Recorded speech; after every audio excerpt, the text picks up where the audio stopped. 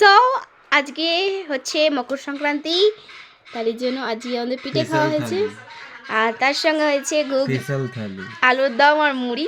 যেটা তো মটনও ফেলে দিতে হবে। ওহো গালি দিইনি, গালি দিয়ে মটন ফেলতে হবে কি মটন নিয়ে আসতে হবে তো। তো আমার পর রেসি মটন খাবে? কেমন আছে মাম্মা? আমার মেয়েকে যাই দিই না কেন, গু দিলেও বলবে। তোমার কেমন লেগেছে বলো? আলু আবার কেমন লাগে? আলু আলুর মতোই লাগে। তাহলে কেউ আলু ভাজা, আলুর দম, আলুর তরকারি করে খেত না? ওটা মুখের সাথে। কেমন লাগছে? তা বলে আলু তো মটন বেনে যাচ্ছে না, আর চিকেনও বানাচ্ছে। আলু আলুই হয়। আরে কিরকম লাগছে বলবে তো। দেখো তো, দেখো গাইস, আমার মেয়ের কিন্তু আগ্রহ, কিন্তু আমার বরের মানে মুখে বলবে না। তাহলে তো ভাবো, এটা তাহলে বাচ্চাদের সিরিয়াল, তাহলে বড়দের কি হবে? খেতে হয়, পেট তো ভরতে লাগে না। তুমি কি বলবে কি?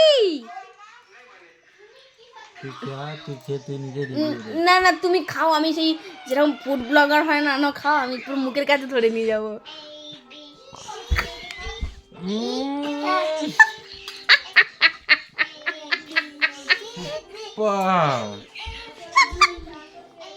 আমার বাপের 14 বছর এত সুন্দর খাবার খায় না।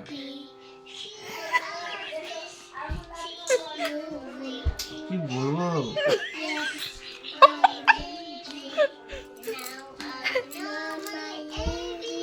বলে আর কোনো ভাষা নেই, কালকের বলে।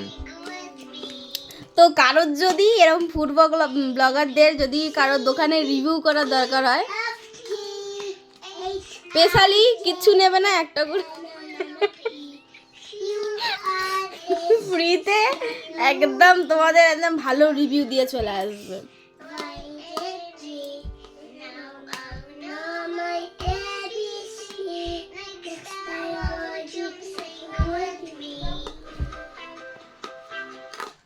বাই বলে দাও। এই যে খাওয়ার মুখে বাই বলে উচ্চারণ হয়েছে না, এদিকে সারা ধরে খেতে লাগবে। বাই বললে গল্প শেষ হয়ে যাবে। মনে হচ্ছে চামচটা চুপি খেয়ে নি।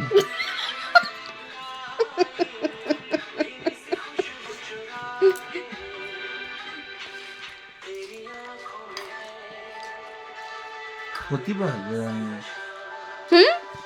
রান্নির মধ্যে, প্রতিভা আছে, ট্যালেন্ট আছে, ট্যালেন্ট। দেখো খাবি না, চলে আয়, এত সুন্দর হয়েছে।